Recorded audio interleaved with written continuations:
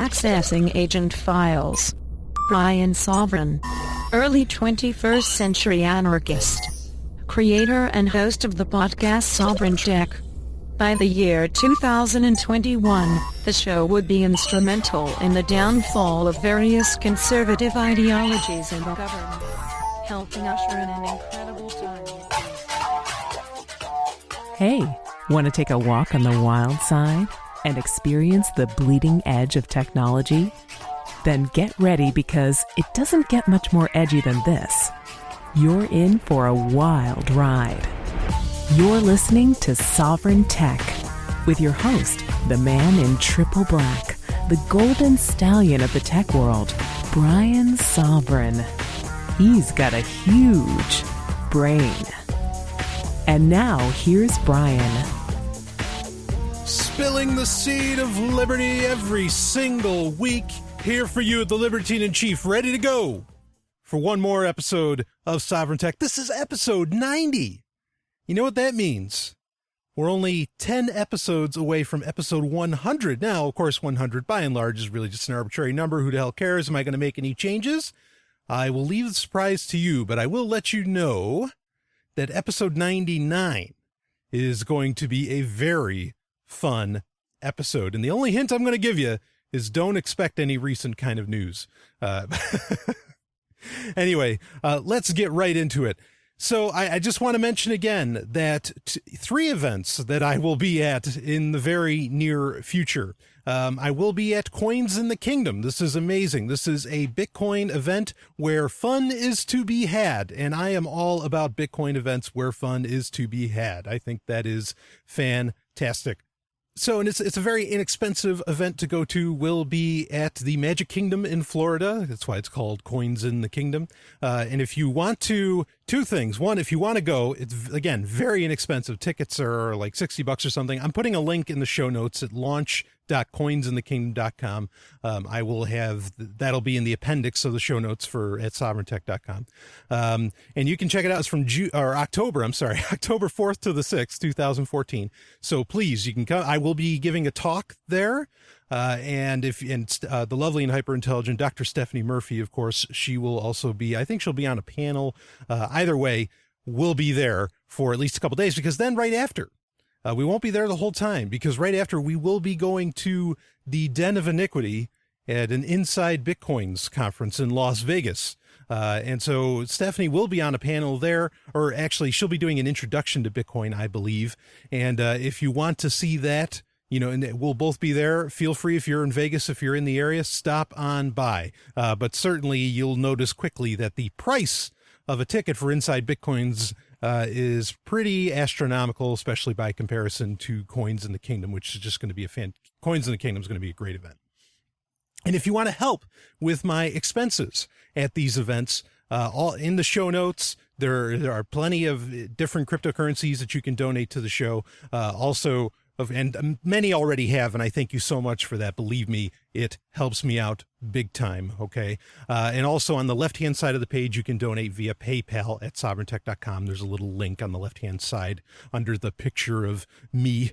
And anyway, and also keenevention.info. I'll put a link in the show notes for that as well. That'll be October 31st to November 2nd. I will be hosting the tech panel once again, and I've got a great lineup of panelists, some very interesting stuff, including someone else who is actually developing a video game, who did a very successful Kickstarter to get his game out there.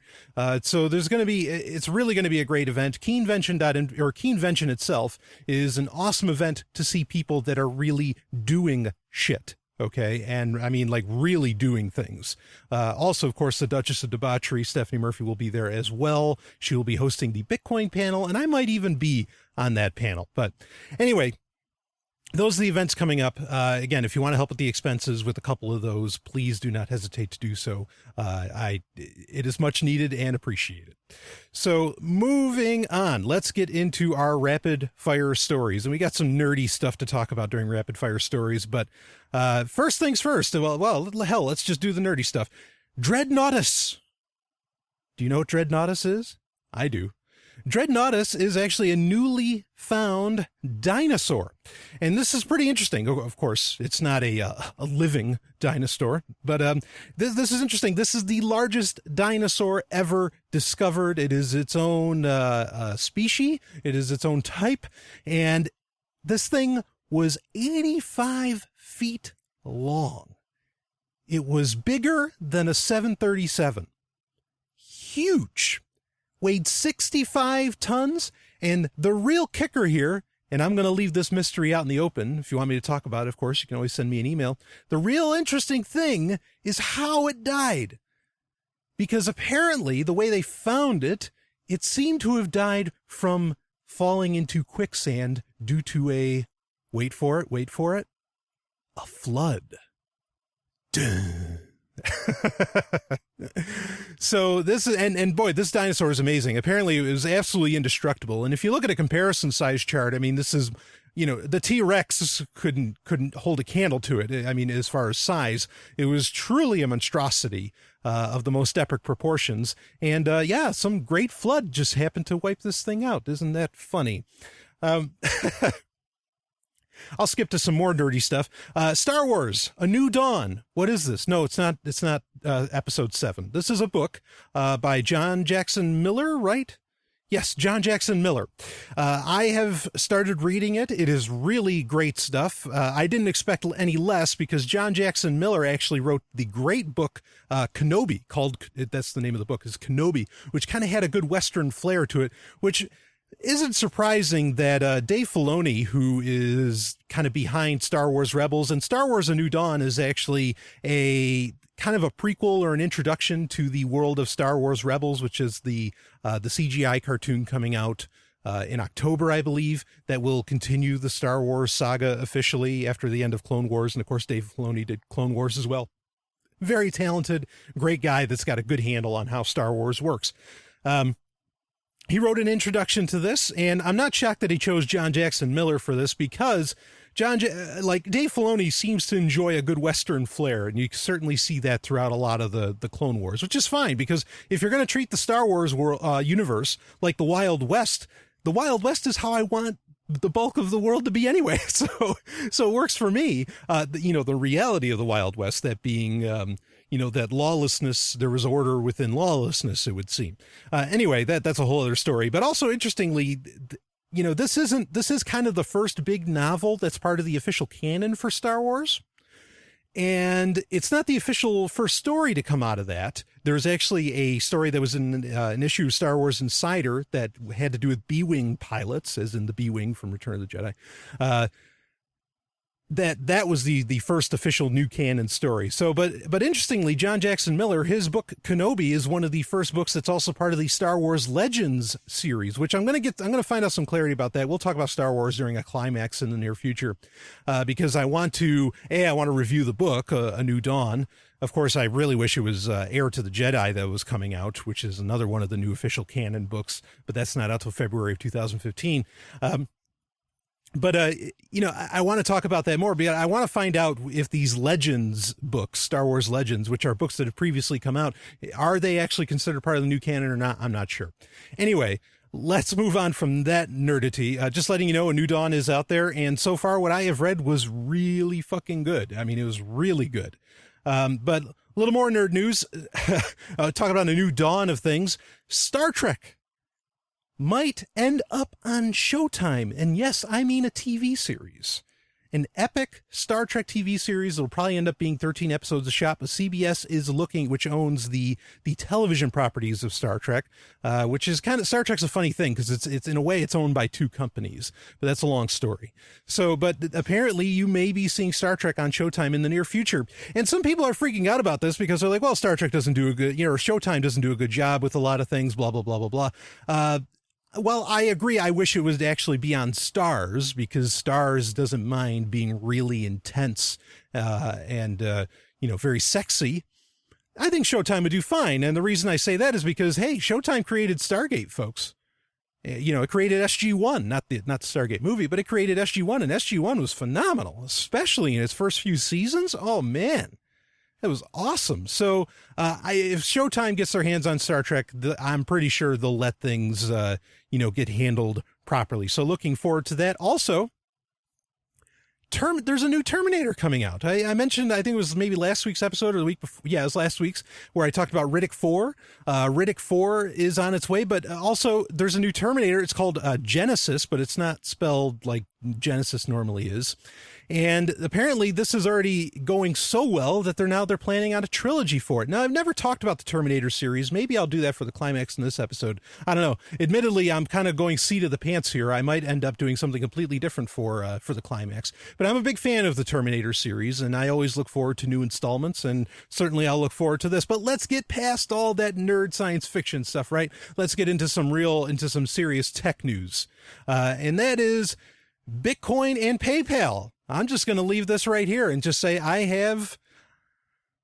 it's come to my attention that PayPal and Bitcoin's relationship may get very tight in the very near future.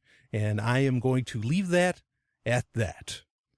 Make of it what you will, and make of it that time frame of very near future. But I'll just say it might be a lot closer than you think. And is this in response to, the Apple wallet that's been announced? Probably. And let's talk about that for a minute, because I had said months ago, I love to do this, that the reason, because months ago, Apple said, look, any kind of, monetary software, or not, wallet software, whatever, in the App Store is going to have to go. And so blockchain.info, a whole bunch of, they all had to, except for the FIFA wallet, which is still pretty much, in my opinion, top dog as far as Apple wallets, as far as iOS wallets. All those had to go. They had to get removed. And that's why the FIFA wallet had to get created, because they had to get through that enterprise loophole. Apple banned Bitcoin software pretty much on iOS, not on OS X, but on iOS. And I said on Free Talk Live, and I said on this show, I said the reason for this is because Apple is the single largest holder more than any other company on planet Earth. No. Hear me again. More than any other company on planet Earth. Take your fucking pick of the company. They hold more credit card numbers than anybody. And they are now coming out with their own wallet, and they've already talked to Visa, they've talked to MasterCard, they've talked to Amex. This is all in the clear. Now, there's going to be the big reveal next week. We'll probably talk about it a little bit on next week's Sovryn Tech about what happens with the iPhone 6 and all this other nonsense that comes out. But they are devising a wallet, and that is the reason I had said that they were, pretty much banning Bitcoin software, because they wanted their own wallet system to exist. Now, what does that mean now?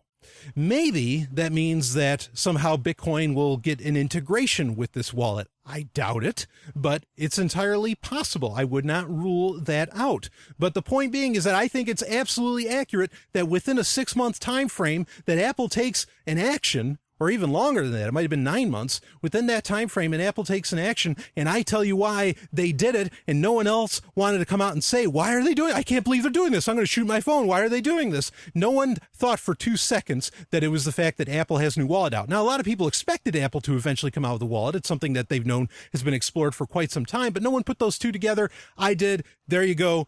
I think it's still absolutely accurate whether they want to admit to it or not. And, an interesting thing is that I had written down in my show notes, I can't really show this to you, but I mean, it could be nicely dated, I suppose. But and we're going to explore this Apple Wallet thing in the future, maybe next week's episode. But is there the chance that Apple is looking to eliminate credit cards entirely, or maybe even money entirely? I'm just going to stop there. Let's move on to the next story. Apple's one-time arch nemesis, Microsoft, is defying a federal court order. That is the headline going around the world right now. Now, this isn't entirely accurate. This is kind of bad journalism, because what Microsoft's actually doing is they are just going through the legal process. They did not just suddenly take this big, strong stand and say, no, we will not hand over this information. Now, what are we talking about? We're talking about the fact that the U.S. government said, there's emails in Ireland we want a piece of. There's info that's part of your services that's based out of Ireland. We want our hands on it. And Microsoft months ago said, no, you can't have it. It's not in your jurisdiction. Okay. And so now we get to the point where suddenly Microsoft, there's this bit of a battle, and the court, the federal judge says, no, Microsoft, you do need to hand it over. Because, of course, Microsoft said, hey, no, we won't do it. But then he said, we have to. And then they said, no, we will not hand it over. Now, to the bulk of the world, this makes it seem like Microsoft is this big hero. Okay. And to some degree, they may still be. I don't want to write them off and saying that they're not. When I read the news, I thought it was great all the same, that they were taking the stand. And you can't remove the fact that they've been making this stand ever since they were asked to hand over this information from Ireland. Okay. But in reality, this is just keeping things on the legal railroad. They are just on their way to the appeals court, where some real action can happen.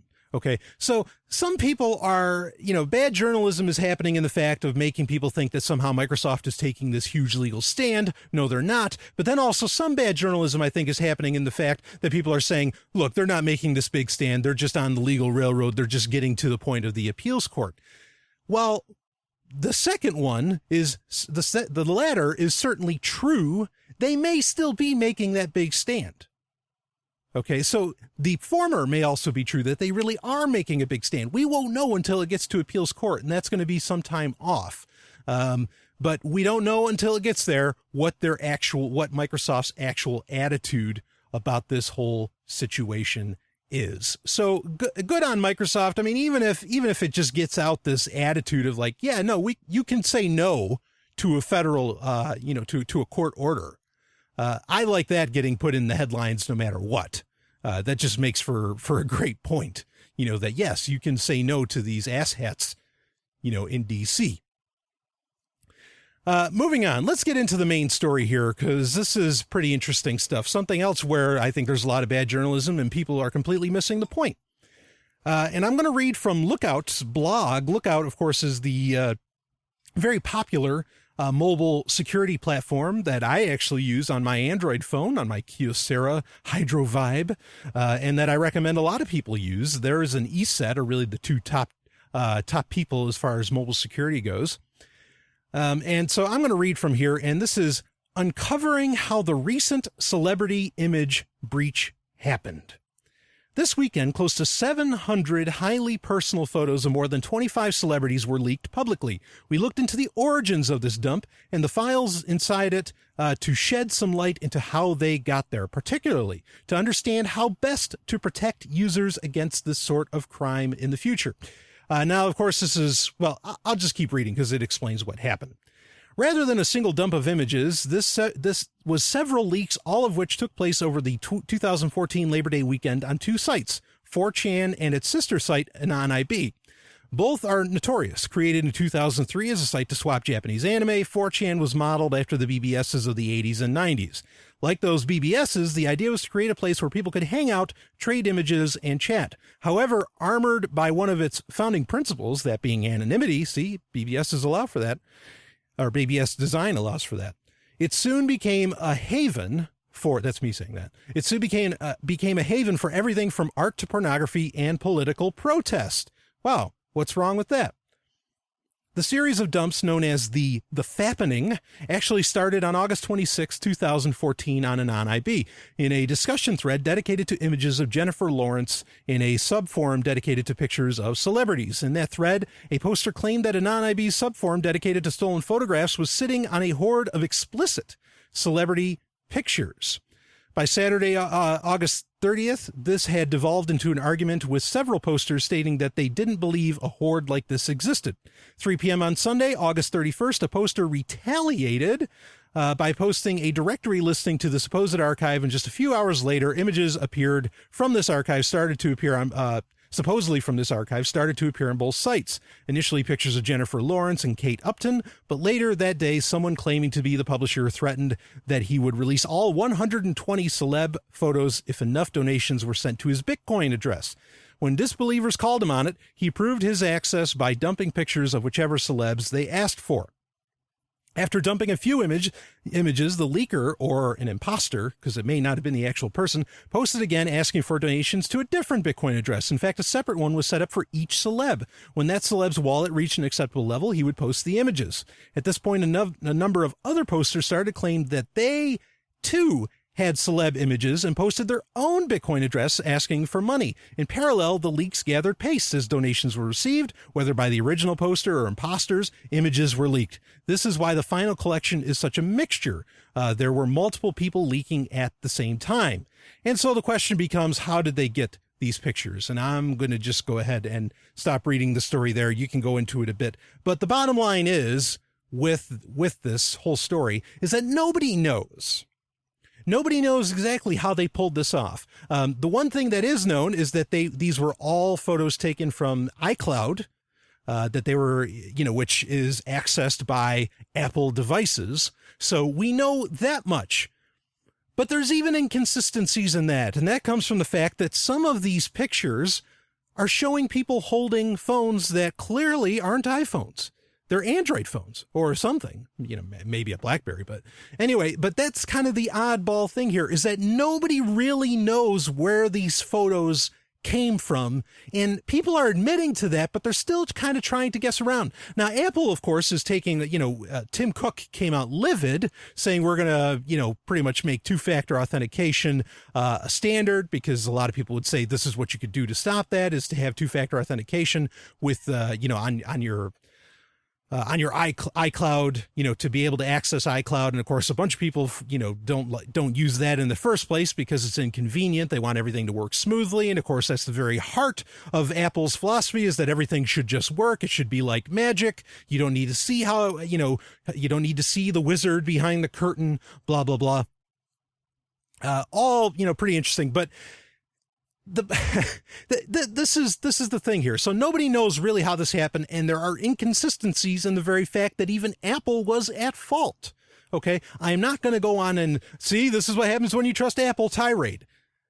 That's not even the point I want to talk about. Okay. However, all this info got out there. It is interesting. Steve Gibson brought up on Security Now. He brought up an interesting point that and this is something we talked about briefly, was there was this, in Russia, there was this, cracker group that has billions of passwords and usernames. And then suddenly, a month later, maybe a little more than that, all of these pictures of celebs start to appear. That's maybe the place to look. That's a little more interesting if we're looking to place some kind of blame on how this happened. But that's missing the entire point. Because what a lot of people are talking about now is they're saying these are not leaks, they are theft. This is theft of a person, and this is like a breach of privacy. And a lot of tech commentators are coming out and saying that, you know what, we're really proud with society because society is saying that we don't want to look at these. This isn't our business. Well, that's great. Honestly, and longtime listeners of this show will know how I feel about this. Personally, I wish everybody would take nude selfies and post them all the time. That way they became the norm, because who the fuck cares? Who should care if you're wearing a bra and panties or nothing, or jeans and a t-shirt? Why is that a big deal on how a person dresses? Why is that a big deal on what a person's wearing? Why should clothes even be that big of a fucking deal? No one's even thinking about the fact that, this whole celebritydom thing, maybe this is a really bad idea. Nobody's asking those really big questions. But even that is not the heart of what I want to get at. The heart of what I want to get at is that while many people are saying they do not want to look at these pictures out of decency or out of respect for privacy, no one is coming out and saying, the NSA does this all the time. Maybe we should do something about that. Oh, you don't believe that the NSA does this all the time? Well, it just so happens the Snowden leak shows that a lot of people working within the NSA jokingly pass around nude photos of people constantly. It's a story I had saved up that I just never got to in Hacksec. Nobody in society is coming out and saying, well, it's okay if we don't look, but it's all right if the government does. wait a minute. If your rights, and I use that in quotes, you know how I feel about rights. If your rights are universal, then that means the government can't do it either, and yet you're not complaining about them doing it.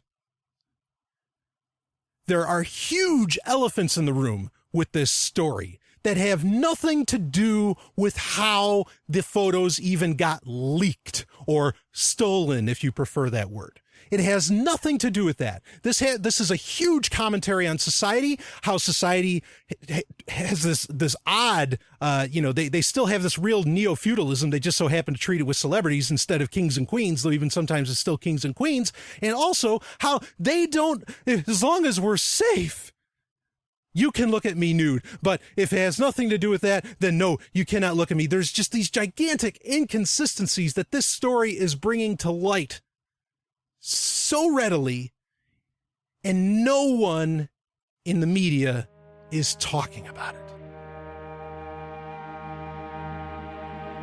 To say nothing of the fact that the celebrities also are saying, oh, well, that's not me, that's not me, that's not me. And it's like, well, what are you ashamed of? What are you I'll be back with more. This is Sovryn Tech.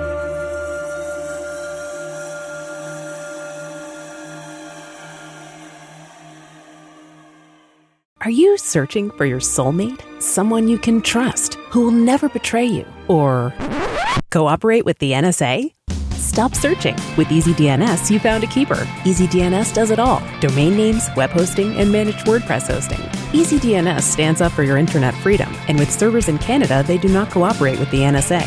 Go to easydns.com. You'll love their services or get a full refund. They guarantee it. And they accept Bitcoin. That's easydns.com.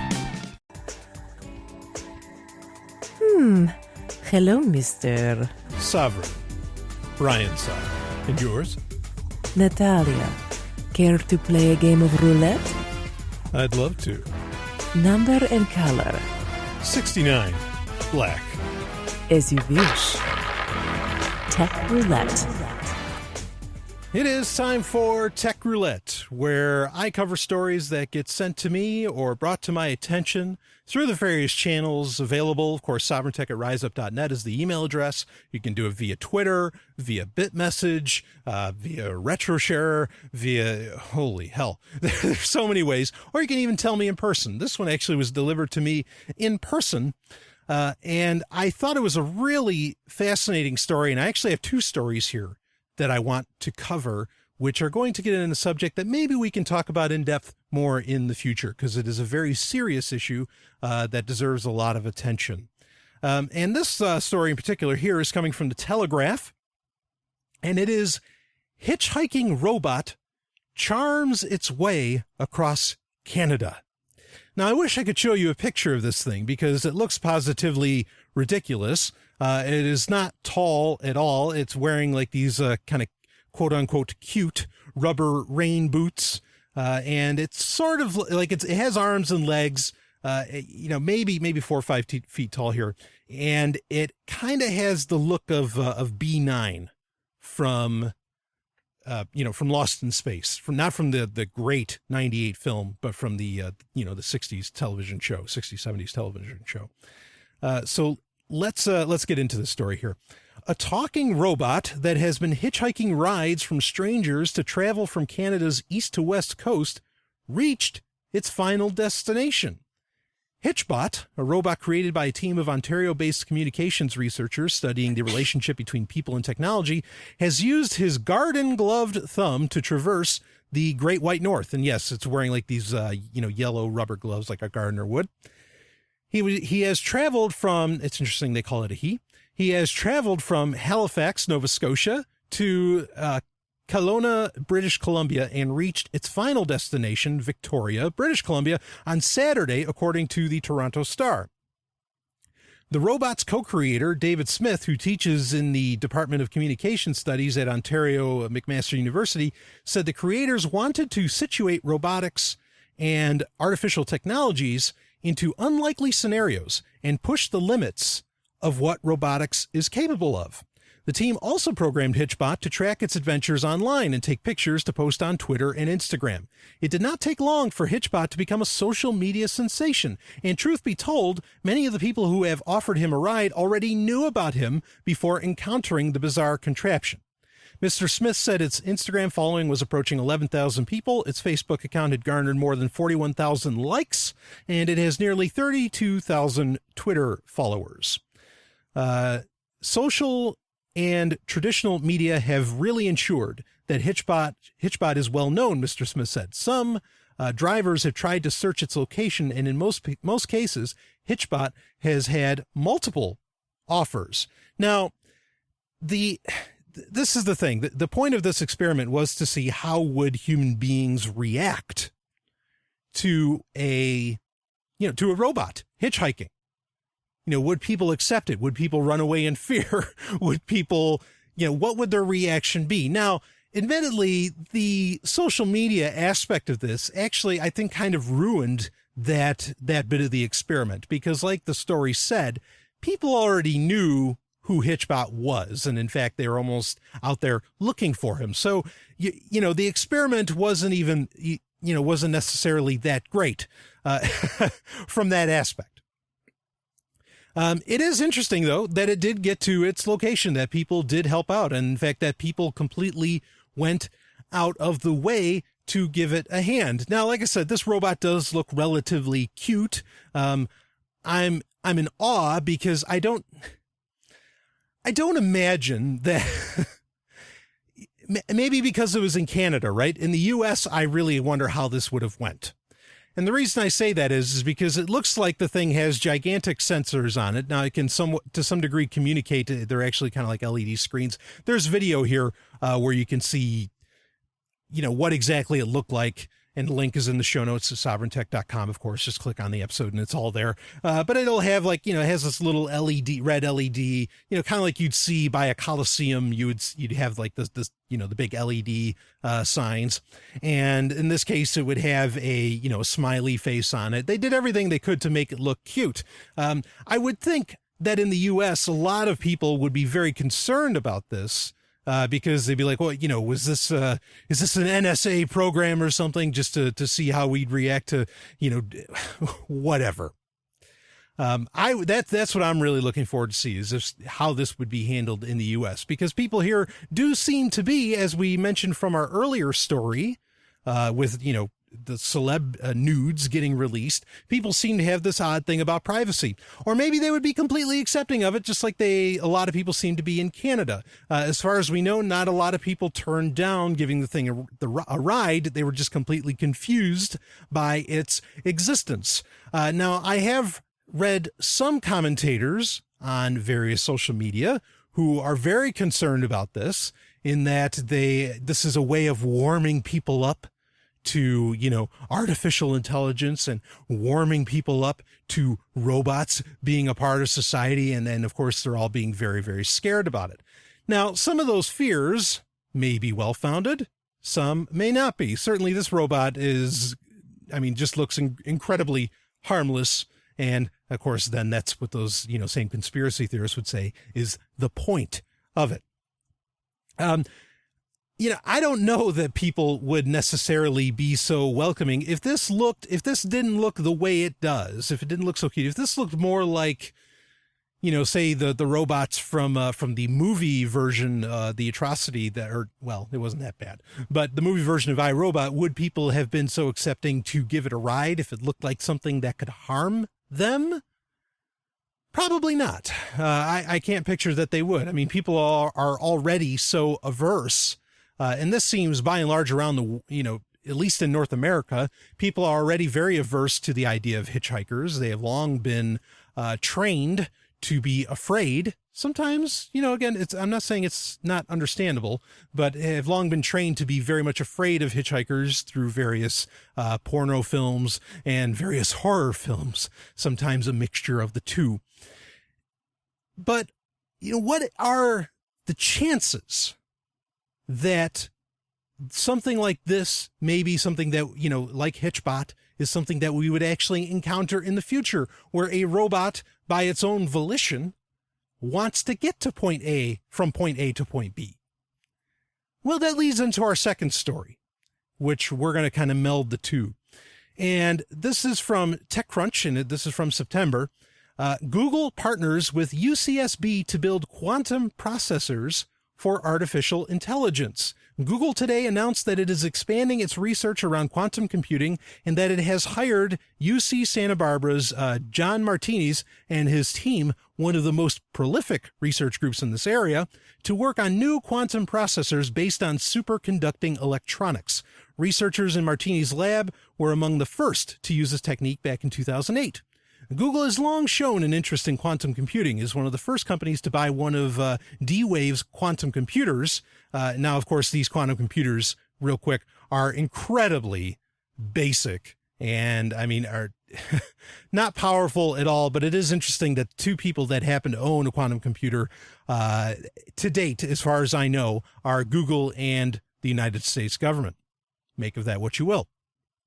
For example, even when it was still unclear how or even if D-Wave's processor worked. Since 2013, Google has also been working on quantum computing research with NASA and the university's Space Research Association as part of its Quantum Artificial Intelligence Lab.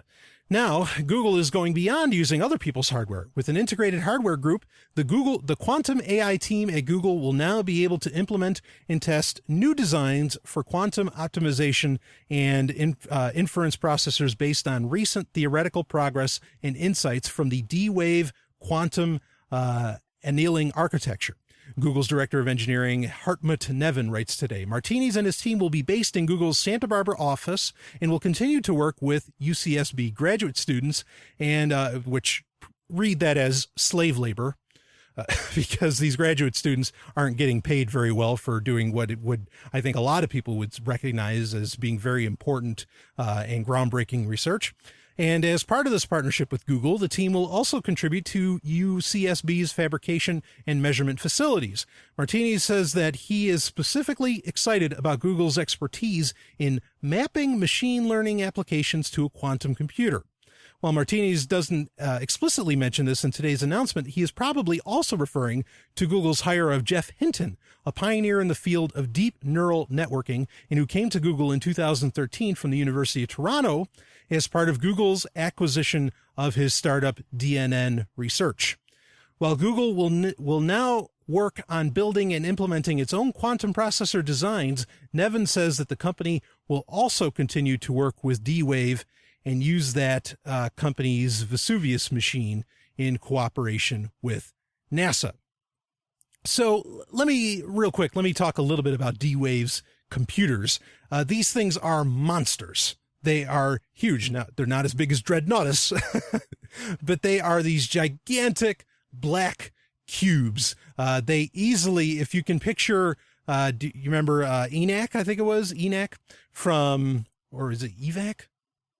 Anyway, the warehouse-sized computers of yore from the 50s, they're not that big, but they're definitely filling a room pretty easily. And part of the reason that they fill a room so much is not because they run off of vacuum tubes, as computers once did, and that was attributed to their size before the world of the transistor, or the age of the transistor. It is because you have to cool these things, and they require a tremendous amount of cooling for them to even operate. It is really, I mean, it's not practical at all. There's a good reason, not just perhaps a security or what some people would consider to be a conspiratorial issue, as to why Google and the U.S. government are the only people that own one. It is because of the absolute expense of it, and frankly, those would be the two organizations that would probably, have the money to even try it. Of course, the U.S. can just keep printing it out, and Google just seems to keep making it with various successes. So quantum computing, and I'll touch on this just for a second. Quantum computing, a lot of people have this very serious concern, especially when it comes to things like Bitcoin and other various cryptographic technologies, that quantum computing would break all of that. And, there's people who say, no, it won't. Yes, it will. No, it won't. Yes, it will. I'm firmly in the camp that, yes, quantum computing would certainly destroy any form of cryptography that we really have today, and it would do it in a heartbeat. But it's when quantum computing gets to that level, because right now it's not at that level. Another interesting technology that is out there is that IBM, they've created a chip that pretty much works much like a neural network. Now, what do I mean by neural network? I mean neurons. I mean your brain. It works like the human brain. The thing is, it's going to take decades for this processor to be able to operate at anything close to the speeds, or to get to a point where it's even feasible and usable for the human brain to get to where it matches the human brain, or it even matches modern processor power that has nothing to do with quantum computing. All of these technologies are certainly way off into the future. They are so, again, a good 20, 30, 40, 50 years out there, in my opinion. I think, and there's a lot of guys, in fact, Google hired the guy, Ray Kurzweil, who would tell you that, oh no, the singularity, or AI, is coming very close. It's very near. It'll be here. In fact, it'll be here in 2010. I didn't make a screw up there. That's something he had said. So these guys, they like to guess they like to be very optimistic about these things. And optimism is what I want to talk about here, because I don't think that HitchBOT and other experiments in artificial intelligence are really things to be that optimistic about. In fact, I'm not the only one that feels that way. There are quite a few liberty minds I know that I highly respect that are very concerned about it. Elon Musk is very concerned about it. In fact, there is kind of a consortium of Elon and Facebook and other companies that all bought into this artificial intelligence development firm. And Elon specifically said he bought in because he is very concerned about what AI could do. Concerned in that it could be the end of humanity. And he essentially has said he wants to be there to pull the plug if it's necessary. And so he bought a pretty controlling stake in the matter. And kudos for him. I think there's a lot of people who would be more than happy to have, and it's ironic that we talked about Terminator earlier on, who would be very interested in this kind of Skynet thing. We've talked about this before, where a lot of these blockchain technologies are very much discussing replacing, a lot of our analog ways of doing things, and handing stuff over to that. And I guess you have to ask, what happens when you turn the AI on? Are we going to let this AI run things? Is there any way that the AI won't run things? Will it not take over? It's a great question, and something I talk about often when we talk about blockchain technologies, and my concerns with that is that when you hand over a lot of very life-changing functions over to code and machine, you run the risk of iRobot, the book iRobot, not the movie, but the book iRobot, where it was Isaac Asimov, a brilliant man, one of the most brilliant men perhaps to ever walk the earth, who created the 3 laws of robotics. And in the 3 laws of robotics, he tried to make it very clear to show you, and if you read them very cursorily, if you read them, it looks like, okay, yeah, there's no way robots would kill a human being, because the 3 laws just make sure of it. But then the entire purpose of the book iRobot is to show how a robot could logically deduce how a human being can die by its hands, more or less, and yet not break those 3 laws. Now, that's a lesson in the fact that the creations of humanity are always imperfect, and they are. The universe is kind of imperfect. That's why you have the second law of thermodynamics about it, everything getting to equilibrium. But here's the part that I think a lot of people miss with iRobot, because a lot of people will bring up the point I just brought up to you, but this is the one they don't. it's interesting that Isaac Asimov deduced that the first AI, the first positronic brain that really started thinking for itself, which again is one of the other points of iRobot, and of course it goes on into other books, so like The Caves of Steel, etc. But it becomes the president of the United States. It becomes, pretty much the president of the world. The AI naturally leans itself toward a position of power. Is it because it thinks it knows better? Is it out of some degree of self-preservation to make sure that the laws help his other robot brothers and sisters? What leads it to that? And I don't think anybody's asking that question.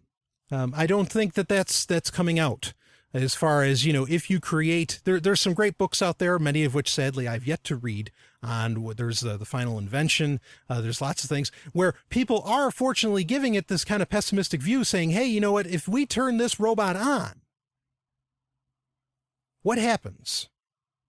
If we turn this AI on, is it in its super logic, processes, super logical processes, is it going to say humans are a disease, humans are a problem, kind of like in the Matrix, right?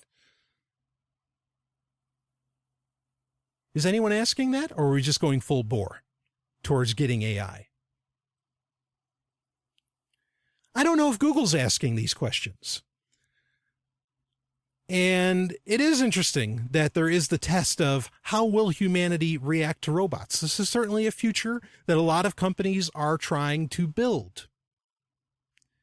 My concern with a lot of these companies trying to build this technology, be it, HitchBOT, be it D-Wave and Google creating quantum processors that have the specific purpose, the specific idea in mind of creating artificial intelligence. My concern is that I don't hear a whit. I don't hear a single, a comment that says that they don't believe in domination structures. I don't hear Google. In fact, I know for a fact that Larry Page does not have a problem with governments. I know he's not a libertarian, that he's not an anarchist. I have that information. I mean, it's secondhand, but it's from somebody that had Larry Page in his house. He told me personally. And yet they're going to be developing what is arguably, the greatest advancement in technology, perhaps since, the computer itself, or the printing press, or take your pick of the tech. AI is going to be a big deal when it happens, if it happens. And there's not enough people, just like with even the internet, there's not enough people that I hear saying, yeah, let's think about this. Let's cover the ethics of this. And ethics are really important. And it's a field that's not getting applied to blockchain technology either. It's not getting applied to any of these technologies. There's some people who say that, in discourse, there's two things that you're not supposed to talk about. You're not supposed to talk about politics, and you're not supposed to talk about religion. Now, when society tells you that there's a couple things that you're not supposed to talk about, what does that mean? That means you better start fucking talking about that stuff, or it's going to ruin your life.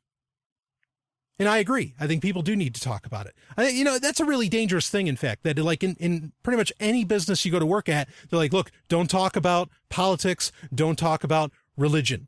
And that really, considering that most people spend most of their lives working and not playing outside, that's really telling about one of the reasons perhaps why we're not actually growing as a species or as a society towards a peaceful society, a voluntary society, right?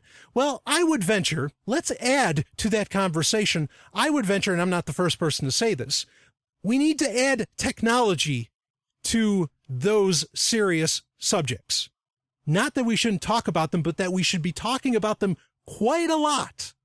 And we should be questioning them quite a lot. I think as much time as libertarians and anarchists question the idea of government and of domination structures, I think they should be very much questioning every single technological development that comes out instead of throwing their arms out, wrapping it around it, and pretty much, dog fucking it as a solution. But I guess that's why I'm here. That's why there needs to be a Liberty Tech show, right? No, that's not why I'm here. I'm here to have fun. But I think these questions need to be asked, and I notice I'm losing listeners, and I wonder if it's because people don't want to ask these questions. I'll be back with more. There's a lot of confusing information out there about Bitcoin mining. Customers have been burned by companies taking their money on pre-orders for Bitcoin mining equipment, only to receive their equipment late and miss out on opportunities to mine Bitcoins. But that doesn't mean Bitcoin mining is impossible. You just have to find an honest company to do business with.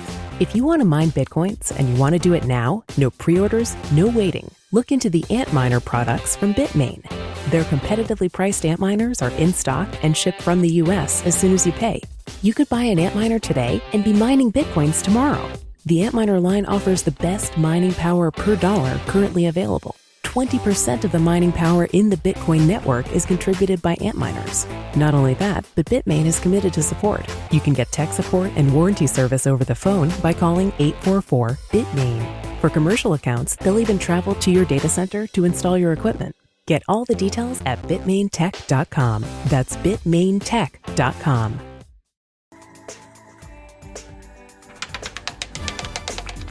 You're a lucky man, Mr. Sovryn. Not many win so well at the game of chance. That's because it's not a game of chance, Natalia. It's a game of choice. Game of choice. It is time for Game of Choice. And let's... this is kind of funny because there is a long lost, and in fact it might be entirely lost, episode 0 of Sovryn Tech that I never released, that I recorded as a demo. The lovely and hyper-intelligent Dr. Stephanie Murphy says she has it. I may release it someday. She's going to blackmail me with it. Oh, boy.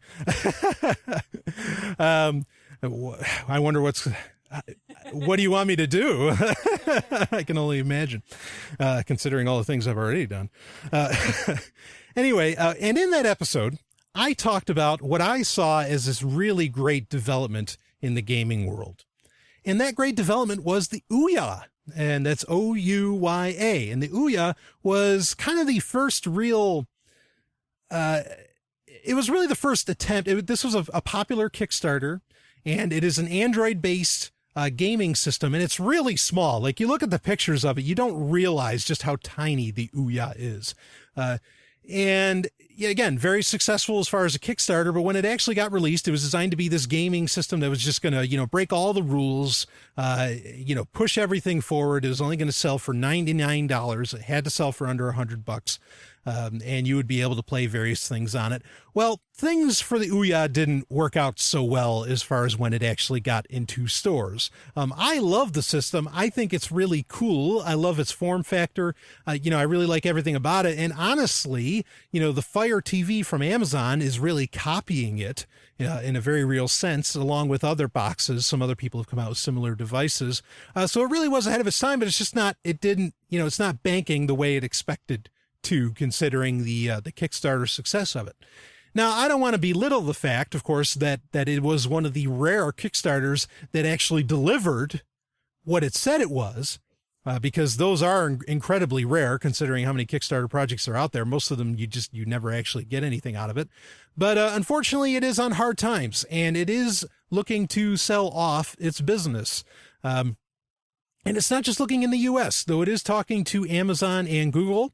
It is also talking to Xiaomi in China, which Xiaomi is a huge company in China. It's in fact the number one smartphone, mobile company there. And this is interesting because I wonder if the Ouya, because it is already this great idea, and it really was a great idea. It just didn't have great games. That was the whole thing. It's just, it didn't have that killer app to go for it. It had great games, but they weren't singular to the system. And so I'm wondering if this is what because Google talked about, or there was rumors that Google was going to be coming out with some kind of TV Android gaming device.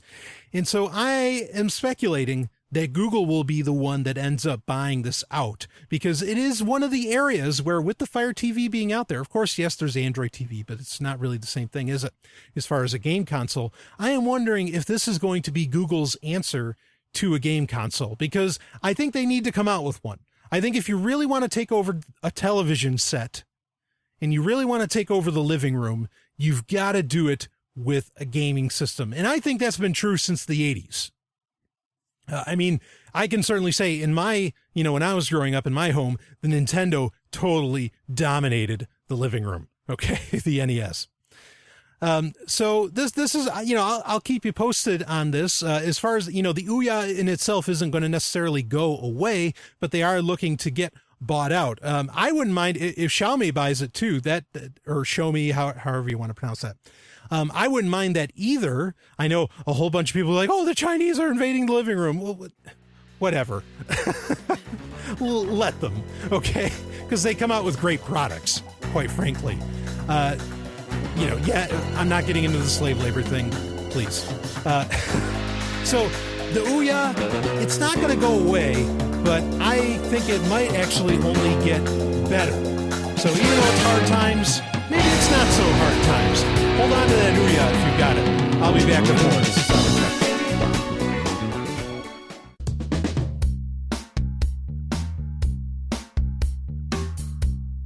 Time now for 90 Seconds on Sex with Dr. Paul. Like many of you, I've known that cold sores or fever blisters in the mouth are a form of herpes, but I've always assumed that genital herpes is so much worse. Well, the fact is, these two forms of herpes are incredibly similar, and the symptoms each causes are also similar. So why the added stigma for genital herpes? Why do we have special dating sites for people who have herpes in the crotch? Well, we don't have the same thing for people who have herpes in the mouth. On the website of the American Social Health Association, it says that most of the 50 million Americans who have genital herpes don't even know they have it. Well, if most people who have genital herpes don't know they have it, then most don't have severe symptoms. Yet, we behave as if genital herpes is a terrible disease. Perhaps that's because it shows up below the belt as opposed to above. This is not to minimize the impact of genital herpes. It can be very bothersome for some people. So if you know you have it, learn all you can about it and be sure to inform a potential partner. And if you don't have it, try to protect yourself from getting it. But I think the same should be true for oral herpes, which could turn out to be the herpes we start worrying about more, given its proximity to the brain. For more, visit 90secondsonsex.com. You are quite the man, Mr. Sovryn. Are you busy tonight? Natalia, if you'll excuse me, I just received a very important email. Later then, Mr. Sovryn. Important email. It is time for Important Email, where I cover the emails that get sent to me through the various channels available. Of course, sovryntech@riseup.net is the main email for the show.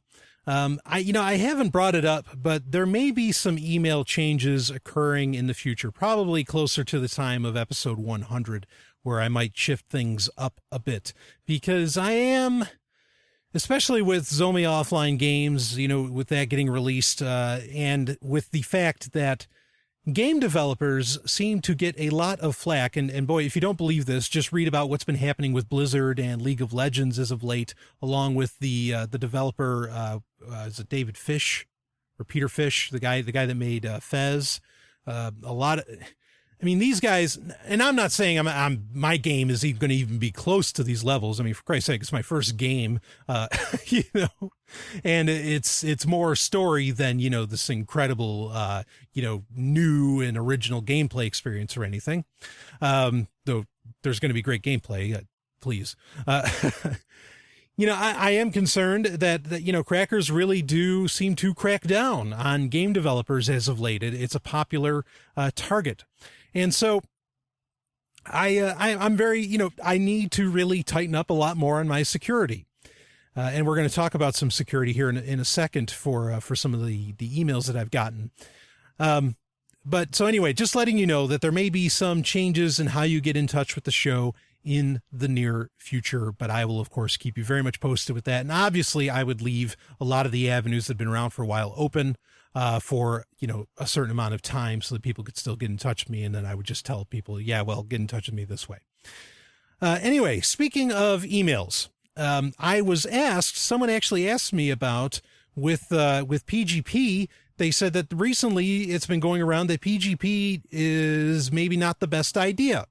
And I know the story that's been going around, and I was tempted to do it for Tech Roulette, but other people have already covered it really well. So I don't want to necessarily go into that, but they had heard of a thing called SMIME.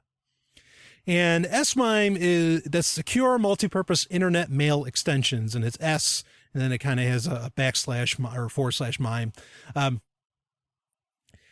And what this is it's kind of an alternative to PGP. It's not as old as PGP, but, it's similar. It's used for similar things. And the person asked, do you recommend that I set up SMIME, and stop using PGP? Myself, nobody knows. For a lot of my listeners, this might be the first time you've ever heard of SMIME. And that's the thing, is that nobody really knows about it. And so I never really talk about it, and nor do I use it. And is it better than PGP? Yeah, cryptographically, it's not better, but user-wise, yes, it's easier to implement. But most people just don't know what to do. Granted, when they see PGP, they don't know what to do either. But there's very much a large community. I mean, it's the network effect. You have a large community of people that use PGP. And so you can at least use that. So as far as using SMIME, no, I would think if you are interested in getting away from PGP, look into helping out, maybe funding or, contributing some amount of time or, social media exposure, whatever, to projects that are not email at all. Projects, I mean, that's kind of the thing, because people are complaining about, oh, well, PGP, boy, it's been around since the Fresh Prince of Bel-Air. We should stop, or is around before the Fresh Prince of Bel-Air. We should be using something completely different now. Yes, I'm with you on that attitude that we should be using something far better than PGP. And even though, granted, right now, the implementation possibilities for PGP, or, what you can do, the ease of use for it, have changed drastically in the past year with things like, whiteout.io and some others, and like Mailvelope. Understand that email is even older than PGP. So if your philosophy is that we need to be using something that's just way better, because yes, we are much better at cryptography than we were when Phil Zimmermann geniusly created the wonderful, because it's still solid today, PGP, then take to heart the fact that email is just as old, and in fact, significantly older. So if your idea is that you want to get to something new and better, then you should question email in its entirety. And I've said that before on the show, that I think we need to come up with something better than email. Maybe that'll come when we get to a serverless world, which hopefully MadeSafe will help bring us to. We will come up with something better than email. Even RetroShare, which I absolutely love, even RetroShare runs off of PGP as its encryption. And at the base level, it's still kind of email, even though what I like about it very much is that it is completely serverless. It is, it's all done client side. So SMIME, no, I don't really recommend. If you want to toy with it, okay. But I don't necessarily recommend that be something anybody uses. Let's see. Next thing. Okay. Bitcoin 2.0 technologies. A lot of people have been asking about that. In fact, one person asked particularly, in fact, it might've been a good while back. He had asked about, what is your concerns with BitShares? Well, I'm glad I held off on talking about BitShares a bit, because BitShares has really, taken quite the turn for the better. I was concerned about the company. I was concerned that nothing was getting released. Nothing was getting out there, which is the same concern that I still hold for Ethereum, because there's nothing out there. It's got to be something usable that exists. Okay. Like, NXT and Blackcoin have achieved. So, BitShares, though recently BitShares X, first of all, has, gone up like 1,000% in value. As far as on exchanges like BTER, which if you want to use BTER, there's a great affiliate link at sovryntech.com on the left side for you to use. It's just doing exceptionally well on exchanges the past couple weeks. And I am very proud of BitShares for achieving that. Now, why are they doing well? Well, there's a few things. First off, they did release their essentially their wallet software. It should be called platform software. In my opinion, it's not just a wallet. And it is a beautiful wallet. It is right up there. I still think the NXT one has got them on overall design. But the BitShares wallet is gorgeous in its own right. And so they did that very well. But then also companies are finally, at least two that I know of, are finally coming out with, with BitShare, blockchains. They are coming out with their, it's not like BitUSD, but they are coming out with their thing. And so it is technology that is now being used. And so it makes absolute sense that, absolutely that BitShares X or BTSX is doing very, very well as far as valuation. In fact, at one point I think it took number 3. It took number 4 at least. It might have taken number 3 as far as market cap. So BitShares is really, I think they're proving their chops and they're doing a great job. And I am glad they are, that they are out there. So that's my thoughts on BitShares, that they're doing pretty well. As far as Mastercoin, got me. I don't know. I don't know what they're doing. So, but then NXT, now this is really one of the more interesting stories. And then we're going to talk about Counterparty for a minute, because I got a listener email, about that. But with NXT, there is a messaging service called Nexty. That's NXXTY. And this is for iOS and Android. And this runs off of the NXT blockchain. Okay. And it's an exciting idea. I've mentioned it before. But interestingly, it is now being sold. Nexty is funding itself as an asset within the NXT, crypto platform. And not only that, because there's a few of those out there that where, you download the NXT client and you can, that's what I should call it, client software, not platform.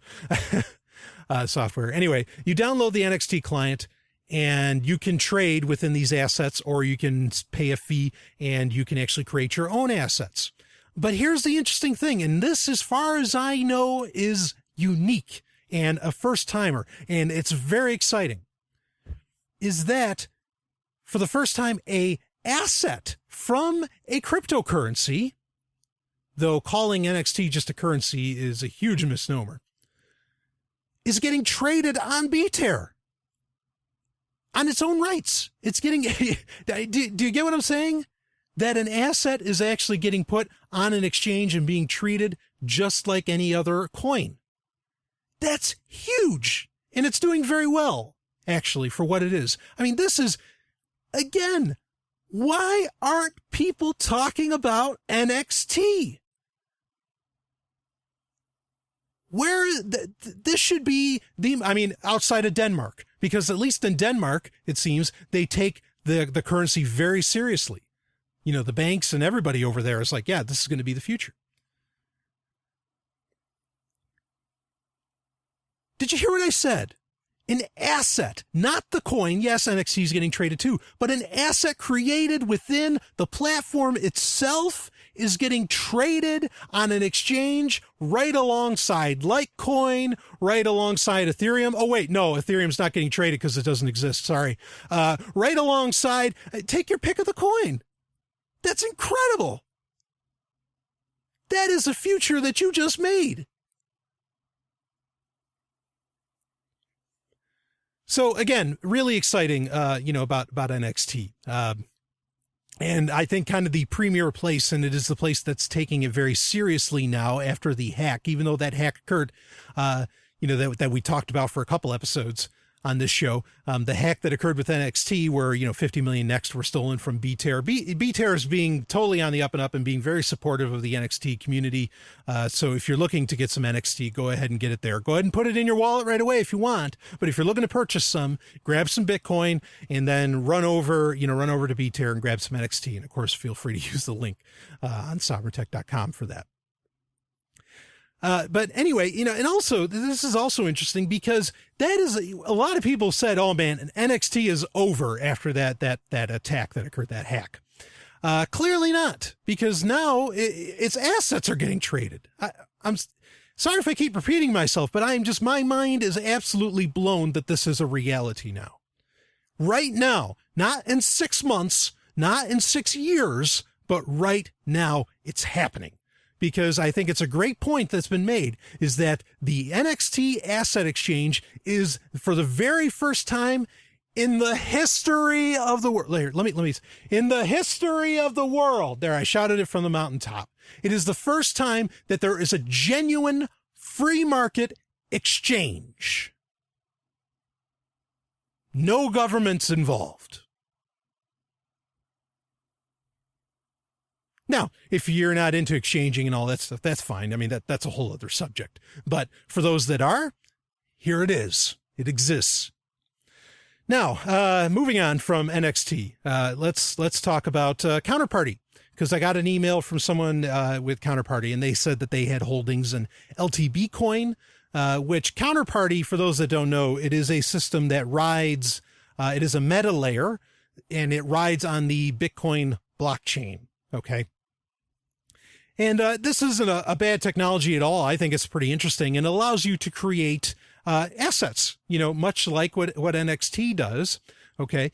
And you can create LTB coin. There's Tatiana coin, of course, for that's a coin that is created as an asset for the artist. She's an incredible artist, Tatiana Moroz.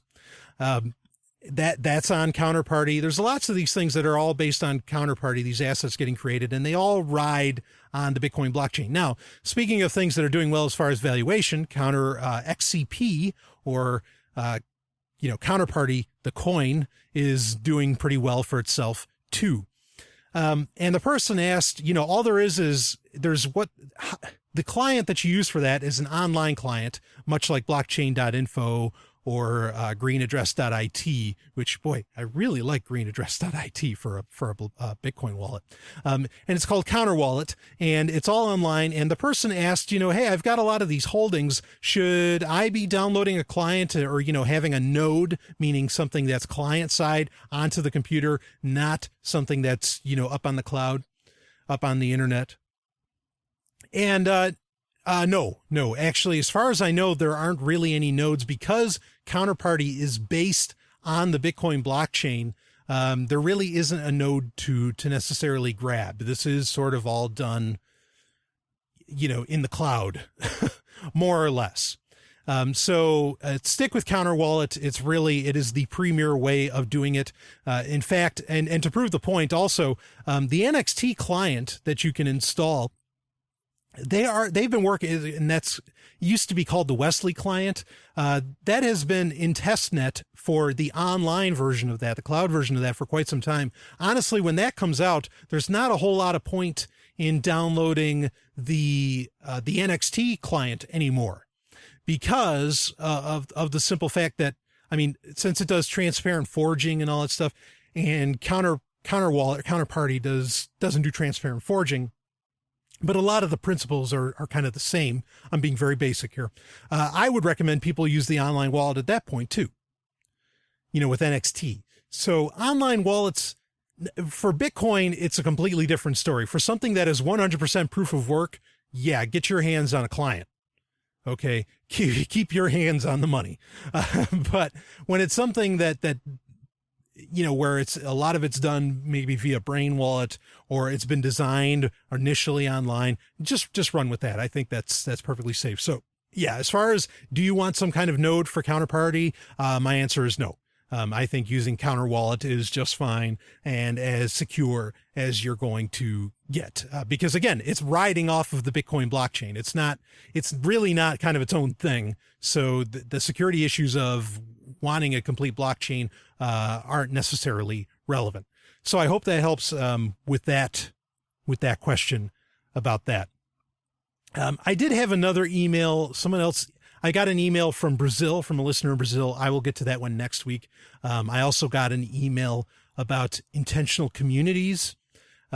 Someone wanted to know more about my thoughts on that, as I had said that intentional communities, even smaller than the Free State Project, are what I see as perhaps one of the only real keys to getting an anarchist society or to achieving real freedom in your lifetime. They asked about that. I think I'll save that for another time.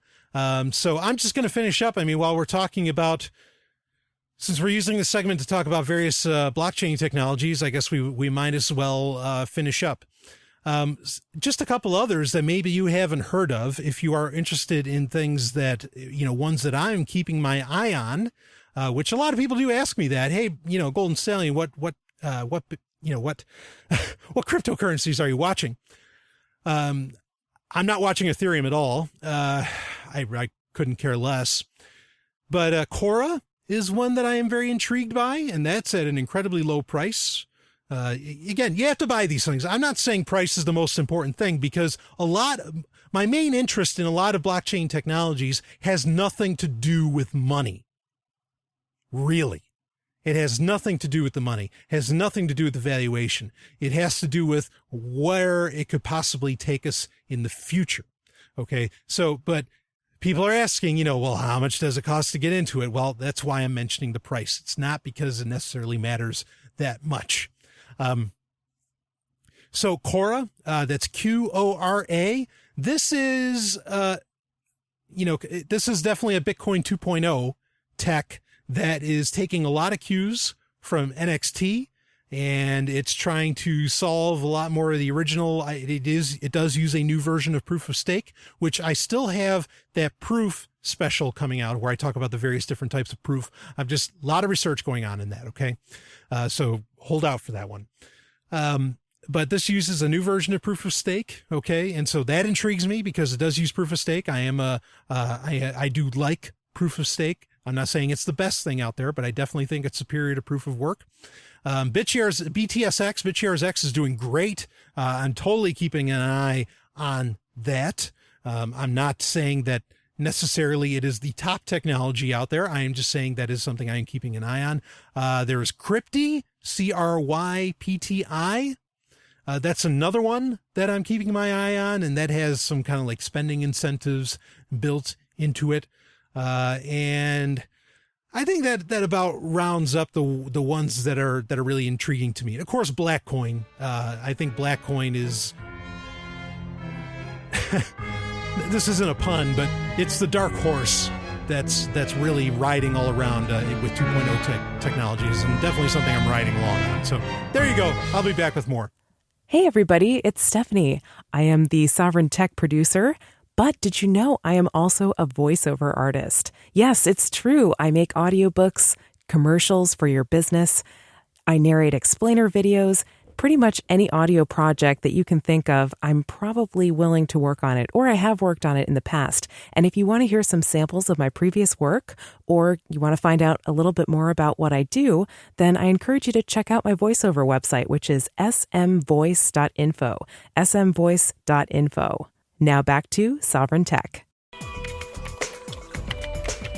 Agent Sovryn, go to this webpage and follow.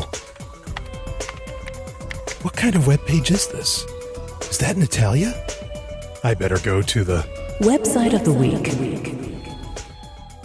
It is time for Website of the Week, where I cover websites that, I consider useful, interesting. Sometimes it's a website that's positively terrible.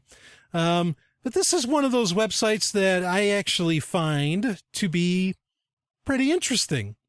In fact, I mentioned before I get into this one, I mentioned during this important email, I said greenaddress.it. That is, maybe I'll put it in the appendix, because that is a kind of it's not a blockchain.info clone, but it is a Bitcoin wallet system that runs in the cloud, more or less. It is not a node, but it runs on everything. if you are looking into like one of the more exciting new Bitcoin wallets solutions out there, that is the one. I am really impressed by greenaddress.it. It works on, they have smartphone apps for it. It even works on your Chromebook. Ooh, yeah. Really lots of great security features. Tons of security features, which really puts it head and shoulders above most wallets besides maybe Armory. So do check out greenaddress.it. But the actual website of the week I wanted to talk about this week is worldometers. That's worldometers.info. And this is real-time world statistics, and that's what this website is all about. There is the very first statistic here is, of course, there's various ads on the website, unfortunately, but if you're using ad blocker, those will disappear. But it starts with current world population, which as of my reading this, we are at 7,258,920,240. So we are almost 7.3 billion people on planet Earth. And then, of course, right under that, there's a ticker for births this year.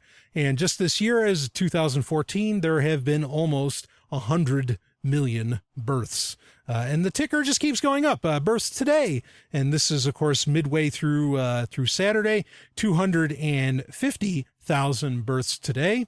I have no idea. Maybe last weekend there was an explosion since it was Labor Day weekend, but total pun there. Deaths this year, 40 million. I wonder how many of those are because of government? How many of those are because of the U.S. actions in the Middle East? Maybe half? No, I don't know if it's half, but I'm sure it's pretty high. Deaths today, 100,000. I'm sure the U.S. government had a pretty big hand in that one, along with other governments around the world. And then, speaking of governments, we got numbers that go into government and economics. Public healthcare expenditure today. This runs into $7 billion as of today. We're just halfway through the day. Public education expenditure, equally $7 billion. Of course, this is around the world. And you can click on any of these. It's really great because you can click on any of these and you can get even further breakdowns of what they're talking about, per country, etc. Cars produced this year, 50 million. Are any of them even selling? Bicycles produced this year, almost 100 million bicycles produced in 2014 as of this count. So this is really interesting, and it gives you a great perspective on things. I love this website. I use it all the time, especially for when I'm on the radio. It's very handy to just be able to have this quick resource to grab these numbers. Again, it's worldometers.info. But yeah, that's exciting about the bicycle thing. I like that. I love riding a bicycle. I think it's awesome. Even when you live out, more in the country, bicycles are still very, very handy. Computers sold this year. Almost 200 million computers sold this year. And now that's sold. That's not necessarily produced. Produced, that number is probably significantly higher. But keep in mind, about 5 million of those computers sold this year are Chromebooks. That's pretty huge. And you can find out about a lot of that stuff. Society and media, new book titles published this year, almost 2 million. Now, I'm not sure how, you can look deeper into where they account for all those numbers, but boy, that's amazing to think that there have been 2 million books published this year alone. That's huge. Newspapers circulated today, unimaginably. Of course, this is around the world, and around the world, newspapers can still be popular. 333 million newspapers out there. Can you believe that? TV sets sold worldwide. As of just today, almost 500,000 TV sets have been sold today. Anyway, there's environmental numbers, there's food numbers, stuff about water, energy, health, a whole slew of things. If you're looking for some perspective, worldwide or even local, head over to worldometers.info. This is amazing to see. I'll be back with more. This is Sovryn Tech. Hey, look! Got an energy spike. Hold on! Launch. No! Bombing the Narn back to the Stone Age wasn't enough for you? Then we heard it. The sound of something terrible being born. This is madness. Station 3 to Commander Ivanova. Centauri have launched a full-scale assault. Time is come and gone! It's our turn now! 2 million tons of spinning metal, all alone in the night. A world where empires rise and fall, where dreams are born and die, where war and hatred are challenged by love and faith. In the third age of mankind, an age plagued by an evil empire that seeks to destroy humanity. It is our last, best hope for peace, for victory, for freedom. It is Babylon 5. Babylon 5 is available for download on your favorite torrent site. See it now to experience the greatest show in television history. Babylon 5.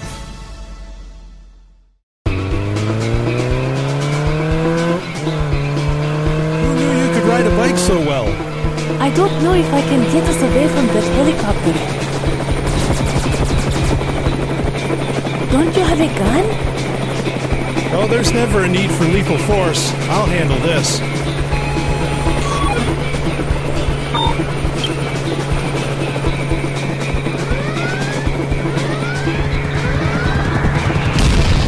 How did you do that? We'll be fine. A quick hack solves everything.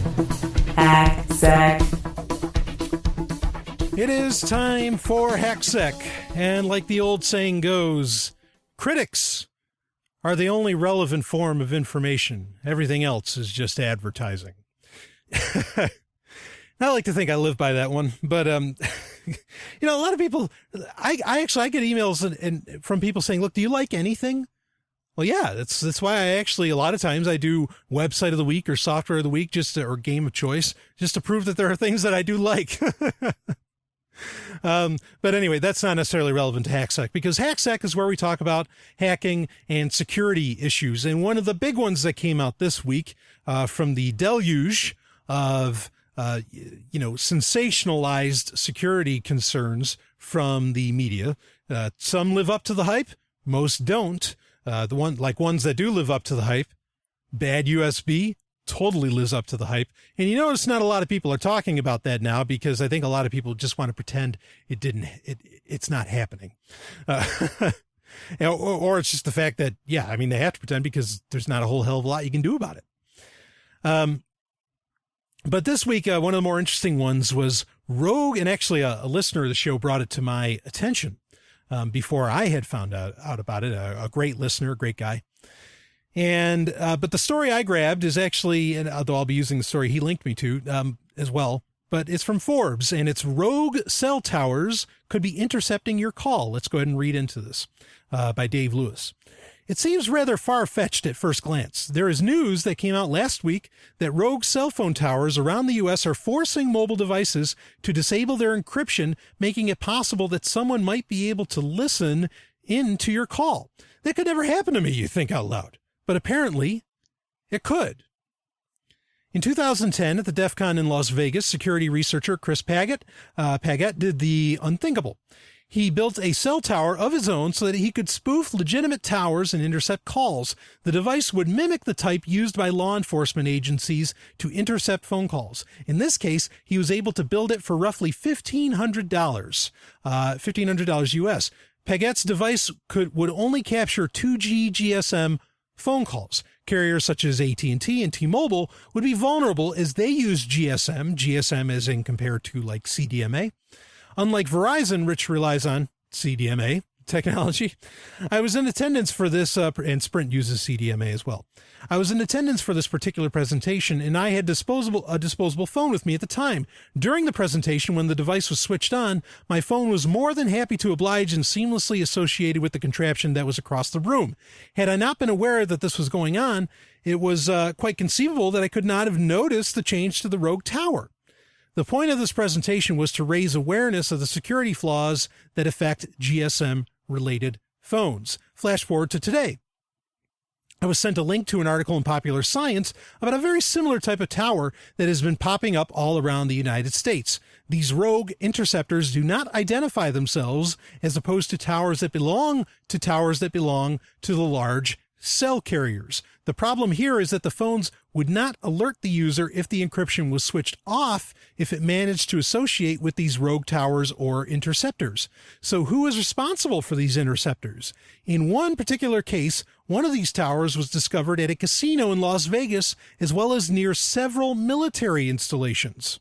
This is from Popular Science. Edward Snowden revealed that the NSA is capable of an over-the-air attack that tells the phone to fake a shutdown while leaving the microphone running, turning the seemingly deactivated phone into a bug. And various ethical hackers have demonstrated DIY interceptor projects using a software programmable radio and the open source base station software package OpenBTS. This creates a basic interceptor for less than $3,000. On August less than $3,000. On August 11th, the FCC announced an investigation into the use of interceptors against Americans by foreign intelligence services and criminal gangs. Well, it's nice that they started an investigation, but that investigation could go on for literally ever, and nothing gets done. As the FCC announced an investigation less than a month ago, I wonder what their plan is to deal with this apparent problem. Where are these things coming from? What are those people doing with the calls that are potentially, that are being potentially captured? Back in 2010, FCC took the time to call and let Chris Paget of the possible legal, let him know of the possible legal trouble he could be looking at through his presentation. He had a way to work around it. Paget received a call from FCC officials on Friday who raised a list of possible regulations his demonstration might violate. To get around legal concerns, he broadcasted on a GSM spectrum from ham radios, 900 megahertz, which is the same frequency used by GSM phones and towers in Europe, thus avoiding possible violations of U.S. regulations. So the FCC knew about this sort of issue as early as 2010, and they only decided to launch an investigation in August of 2014? How odd. I'd be very curious to see the outcome of the FCC investigation. So the point they're making there is that with Paget's experiment, they knew that this could be done, and they did nothing. So before I get into the second article here, some people have said, look, it's not like there's just these rogue towers. It's actually base stations, these entire base stations that are kind of rogue. And regardless, this is happening. Okay. The finer points, honestly, in this case, don't necessarily matter. There's times where the finer points do. In this one, I don't know that it does, especially considering the nature, and the Forbes article was great to bring that up, the nature of the investigation into this matter, in that it would seem to be trying to be ignored. Now, this next article is from benswan.com.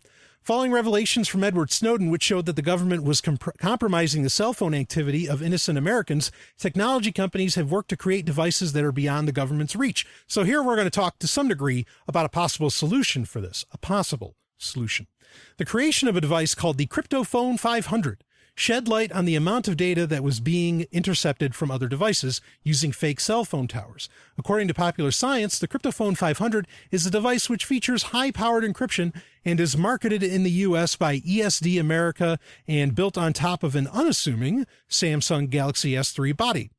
The CEO of ESD America, Les Goldsmith, said that the CryptoPhone 500 runs a customized version of Android that removes 468 vulnerabilities that his engineering team found in the stock installation of the OS. 468 vulnerabilities. Goldsmith said that his mobile security team found that the version of the Android OS, which comes on the standard Galaxy S3, leaks data to parts unknown 80 to 90 times every hour. Regarding the origin of these interceptors, interceptor use in the U.S. is much higher than people had anticipated. This is what we were talking about in the last article. Said Goldsmith, one of our customers took a road trip from Florida to North Carolina, and he found 8 different interceptors on that trip. That's why I say it doesn't matter whether, tower, base station, whatever. They're out there and they're happening. Regarding the origin of these interceptors, Goldsmith said that these are still unknown. He mentioned that his team found suspicious. What his team had found suspicious was the fact that a lot of these interceptors are right on top of U.S. military bases. So we begin to wonder, are some of them U.S. government interceptors, or are some of them Chinese interceptors, said Goldsmith. Whose interceptor is it? Who are they? That's listening to calls around military bases. Is it just the U.S. military, or are they foreign governments doing it? Now, I want to stop here for a second because, like we said, clearly the FCC knew about this kind of ability and technology in 2010, a la we're in 2014. How could these things be on top of military bases and nobody knew about it? Come on. Moving on. According to, if they weren't already U.S. government interceptors, if they were Chinese interceptors, really, how did they not know 4 years or however long later? According to We Live Security, the existence of these interceptors can only be seen on specialized devices such as the custom Android security OS used by CryptoPhone, which includes various security features, including baseband attack detection. Popular Science maintained that the interceptors found in the U.S. vary widely in expense and sophistication, and that whether your phone uses Android or iOS, it also has a second operating system that runs on a part of the phone called a baseband processor, which we've talked about on this show before. This baseband processor worked as a communications middleman between the phone and the cell towers. A senior security consultant at Montesano Security, Matthew Rowley, described the baseband processor as one of the more difficult things to get into or even communicate with. Now, I don't agree about that with the baseband processor, because the baseband processor alone is designed to accept all exterior communications. Okay, I did a dark Android special a while back, and I talked about this. I said, look, the fact is that this baseband processor in your smartphone, okay, is designed to just, accept everything that comes its way. And a lot of tablets, not all, but a lot of tablets would have this too. That is a huge security issue that nobody wants to talk about and everybody wants to downplay. Okay, but regardless, I don't want to talk about the baseband processor, here, the firmware that opened BST actually that they talked about in the Forbes article. But just the fact that, this isn't new, okay? Even though 2010 was the time where at least we know that the U.S. government knew about its ability of these interceptors, you have the very infamous room, was it 261A, 241A, 231A, where AT&T and the U.S. government were in bed together and pretty much bought apartments in various places around the country and set up entire listening posts designed to intercept data from cell signal and whatever else. The spying on U.S. citizens has been around much longer than George W. Bush has been in office, than President Obama has been in office, than any of these asshats have been in office. It's been around for a really long time, and they've to somehow, if somebody tries to spin these interceptors on a foreign government, that's a joke, because that means that this government, the United States government, hasn't done anything about it when they knew of their existence and ability. Either way, the U.S. government fucked up. There's no way that this beauty can get spun in a good way. Think about it. Think about that smartphone in your pocket. I'll be back with more. Hey, everybody. I really appreciate all of you that listen to Sovryn Tech. I hope you have as much fun listening to the show as I do making it. And hey, if you have a good time listening or learn something from listening, you can donate to the show. Just look in the show notes at sovryntech.com. There you'll see addresses for Bitcoin, Blackcoin, Next, Litecoin, whole slew of ways to donate to the show. And believe me, I'm not going to complain if you only send 2 millibits, or what equates to $2, unlike some people. But, also you can donate via PayPal using the affiliate links on the left-hand side of sovryntech.com. And oh yes, please feel free to use those affiliate links. You can also help the show by circling me on Google+, following me on Twitter, or following Sovryn Tech on SoundCloud. Anything you can do to help, believe me, it helps. So I love all of you, and thank you so much for listening. Now let's get back to more Sovryn Tech. Well, looks like we made it out of the country. Good driving. Let's find some place to relax. somewhere with a nice big bed, I think. Let me pull up an app. Sounds good to me. Software of the Week. It is time for Software of the Week, where I cover software. Sometimes it's useful, sometimes it's terrible, sometimes it's something that's up and coming. And this is a case of something that it's out there, but it's really still up and coming. And it's called Tox, T-O-X. And what this is, it's a Skype replacement. Pretty much a bunch of people on 4chan said, okay, ever since when the Snowden revelations came out, we need to replace Skype because that is an issue. Now, myself, I, like so many people, for business reasons, pretty much have to use Skype if you are in that business. Much of my business with Free Talk Live occurs on Skype. When I have guests on Sovryn Tech, it relies on Skype. It's what everybody has. And do I hate Skype? Absolutely. I mean, it's like the known spyware.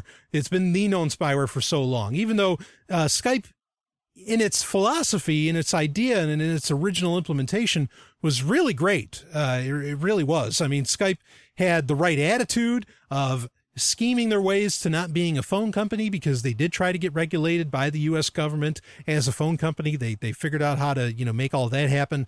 It's a very interesting history with Skype, but people see the need for a replacement, a good open sourced replacement that isn't owned by Microsoft. And Tox is such an attempt to do that. And there are prototypes out there right now for Tox. It can't do all the abilities that Skype can do, but they are working on it for group video, all that stuff. Yes. Okay. I know about Jitsi. There's Viber, which is not open source, and other people freak out because it's made in Israel. So what? Anyway, Tox is one of the ones that really has the very nature of privacy in mind. There's also Blink. I'm aware of Blink, which is another one. But here's kind of the issue with Tox, because there has been some debate. Apparently there's no plans for the company, for Tox to monetize in any way. No one's getting paid. This is all being done, pretty much out of just the passion of doing it, which I think is great. But that does not, the fact that nobody's getting paid raises a concern. But one of the concerns is that they are trying to sell this as this is an anti spy. This is a pro privacy piece of software, but they admit they only have like 15 coders to check out the code for it. It is open source, but there's not a lot of people looking into it, making sure that this is all solid. And the concern there is that if you don't have a lot of people to check your code, okay, because you don't want to fall into the open source fallacy. Okay. OpenSSL is open source. Does that make it inherently good? No. Heartbleed. You only had 1 or 2 guys even looking at the code. And so Tox only has like 15. So that's a very serious concern. Okay. That you have very few people looking into it. And so there's even, and you want to give things, yes, you can test things and you want to give it time, and you do pen testing and all that stuff. If you want to donate your time to that sort of thing, it's a very noble venture, no doubt about it. But keep that in mind. I don't want to recommend this to you, as saying, oh yeah, no, go ahead and do a drug deal with it. Not that my listeners do drug deals. I'm just saying the severity of the context situation. I use that as a quick example. I would not trust Tox with that, even if it weren't just a prototype right now without all of its features. And let's see. Also, the project let its warrant canary page go offline for a week. A warrant canary, usually it's a website that states that a company or organization has not been served by a subpoena by the NSA. Apparently for a week it was gone. Because they put this up because they're trying to do it right. The Tox team seems to be doing everything right, as far as ideology goes. But then their website, that was their warrant canary, which like Apple has, it's like, yeah, we haven't been, and they'll make some clever wording to where, it makes it look like, to where there's a point where you could take out a word and then suddenly you would realize, oh shit, they've been contacted by the NSA. Okay. Like they'll put something like to date, and then at some point they'll erase the phrase to date. Like we have not been contacted to date, and then they'll get rid of that. So the concern is that they're actually their website, and they said that they were just moving web hosts, but that's again, considering what Tox is being developed for, that's a very serious issue. They should have come out on front of that, saying that, hey, at least do that. Even that wouldn't have solved the problem. At least say, look, our Warren Canary site is going to be down for a week or something like that. Get in front of it or something. So I don't know. I would not even in its fully implemented form, I don't know if I'd recommend Tox with communications that are at the risk of your life. So I'm just putting that out there, but you can check out Tox. There's a link in the show notes where you can read up on it. I actually put in a nice there's a pretty good write-up about it. Choose for yourself, but not something I'd use if my life depended on it. I'll be back with more. This is Sovereign Tech. What does freedom mean? Tune in to LRN.FM to find out. LRN.FM is the Liberty Radio Network, a collection of live talk radio and podcasts, all coming from a principled pro-liberty perspective. LRN.FM show hosts aren't left, right, or conspiracy kooks. You can tune in 24/7 to LRN.FM via your phone, computer, satellite, and more. Listen free anytime at LRN.FM. That's LRN.FM.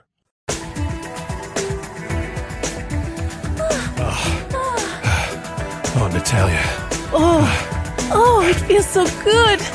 I'm so close. I know what you need. The climax. It is time for the climax, where I talk about whatever the hell I want to talk about. It could be a movie, could be a topic, it could be poetry, it could be a TV show, it could be a piece of hardware, whatever, it could be anything. And before I get into this week's main climax, because I like multiple climaxes personally, I do want to, that new Maroon 5 album, how about that? That song, Animals, man, amazing. Anyway, that's not the main thing, or that's not the big one, but obviously, the other thing is I did finally see the new Godzilla, and I was very much underwhelmed. Movie creators, movie producers, a lot of times they just don't seem to get it. Like with Jurassic Park, we just want to see the dinosaurs. Okay. Yeah, the story's nice, but we really just want to see a shit ton of dinosaurs. And hopefully the new Jurassic Park movie, Jurassic World, that's coming out, hopefully they'll keep that in mind. I love Jurassic Park 3 because it was just all dinosaurs all the time. The plot was just barely existed, and that's fine with me. And with Godzilla, kind of same deal. They fucked up just like they did with the 98 Godzilla, the 2014 one, where they tried to, give you emotional attachment to humans and all this stuff when they totally missed the point. It's like, no, we want to see Godzilla kick some ass. We want to see nature just, wreck everything. Godzilla being a force of nature. So yeah, I wasn't impressed. I don't know if they're ever going to bother making another one. Visually it looked amazing, and certainly, I guess I would say I liked it better than I liked the Matthew Broderick 98 film, but it wasn't, as a major fan of kaiju films, which I am, I was not pleased with Godzilla. If you want to see a great Godzilla movie that actually has some pretty cool humans in it, go check out Final Wars, Godzilla Final Wars. That was amazing. In fact, that was the last movie up until this one was released. It was just a badass film. Really, really good stuff. If you want to see some great Godzilla, and it had a lot of great homage to other various kaiju. But that's not the main thing I want to talk about. This week, I got a new about a week and a half ago, I got a new computer, and I want to talk about it. I want to talk about this machine and some of the new technologies out there. And it's a question I actually get asked a lot. I could have saved this for important email, but really I get so many emails. If I can squeeze something into somewhere else, I want to do that. And this is what I ended up getting was a ThinkPad Edge E545. And pretty much any model of this, and it comes with various configurations, can be had for anywhere between the $500 to $300 range. in between there, depending on various sales or whatever. Easily acquirable via Bitcoin, of course, because Newegg sells it along with other sites. And ThinkPads are really, ThinkPad, of course, originally was devised by IBM in the 90s, and they have long been kind of the stalwarts of the cypherpunk community, certainly of the business realm, though HP and Dell have made pretty good inroads in the business, in the enterprise realm. But definitely, people hold on to the Lenovo stuff for a lot of reasons. One is that Lenovo is very good about making sure everything they use is very compatible with Linux. And even though I am running Windows 7 on this, and of course the main reason is that I'm using this computer for development. I'm using it as my workstation for creating the games for Zomia offline games. And the one I ended up getting it cost around $400. Add another $50 for, some extra parts that I put into it, I suppose. But I got it. It has an A6, and that is an AMD processor. I also recommended Mark Edge, who is my co-host and boss at Free Talk Live. He ended up getting the one with the A10 in it, which is a quad-core processor. But the A6 is just a dual-core processor. And the nice thing about AMD that I really like about AMD, well, there's a few things. First off, I don't think anybody really appreciates the fact that the Bitcoin ecosystem, not economy necessarily, but the Bitcoin ecosystem would not really exist today as it does without AMD. Without the fact that AMD is so good about, opening up their drivers, and so many other things, and overclocking, etc. They're really good about all of that. The cryptocurrency community really owes AMD a big thank you. Not that AMD, did it on purpose, but just the fact that they left everything so open to make everything so, so easily usable. Because most miners ran off of Radeon cards. In fact, for other, for altcoins, that's still true, that a lot of people are using Radeon cards to do all of that. Nobody's using NVIDIA. And of course, ATI Radeons are owned by AMD. They're one and the same. And that was something I'd yet to own, was the fact that now AMD is combining, because they own because they own ATI, they are combining their processors with their video cards, and they're putting them onto a single die, and they're calling this an APU as compared to a CPU and a GPU. And I know the technology of an APU, and accelerated processing unit, and I love the idea of it all being in one. And really, NVIDIA is kind of doing the same thing. That's what the Tegra, the K1 is all about. The thing is you have to have software that takes advantage of it. And that doesn't really exist yet. So honestly, APUs could theoretically blow away, pretty much anything that Intel or NVIDIA does as far as power consumption and ability, for the buck or per watt. Okay. It could literally blow it away. But there's nothing that really takes advantage of that. And it seems to be changing. Like Steam is getting better about supporting APUs. In fact, a great game that I love, Strider, the remake of Strider that came out this year, back in February 2014, works very well. Ironically, did not work well on my NVIDIA Intel setup, but it worked perfectly on my APU. So there are people showing an interest in this technology, and I'm a big fan of this. I love the idea of the APU. I hope it takes off for AMD. AMD's gotten a bad rap for so long, which isn't deserved. There's only when AMD came out, was the first company to come out with 64-bit processors to the consumer. And for a couple of years there, they were beating Intel at their own game. I'm not saying I have necessarily anything against Intel either. I'm just saying that AMD is really the company that is pushing ideas forward very much, as far as, technologies and processing. So I got that. And so far I've been pretty pleased with my APU, and the computer overall has been pretty nice. Now, again, it's a ThinkPad Edge, and Paul Thurrott, the host of Windows Weekly and What the Tech, he actually made a great point about the Edge line because, yeah, okay, you can get it for $400. The average ThinkPad usually sells for well over $1,000. Why is an Edge selling for a few $100 instead? Is it a cheap computer? What's the deal? No, it's not because it has cheaper products. I mean, yes, the body's perhaps may not be as well designed as a full-on ThinkPad, but the ThinkPad Edge, and this is what Paul Thurrott was saying, he says it's like the Ford Probe. Now, for those that don't remember the Ford Probe was a computer that was a car, not a computer, that came out in '89 that was a test bed for new ideas for the Mustang line. And they just like saw what people thought of it and got it out there in the real world. And so the Edge in the computer world is the same thing. It is the test bed for new designs for the ThinkPad. Because, I mean, just read reviews on ThinkPads, and you're going to find people have their favorite year, just like any car, just like a Mustang, honestly.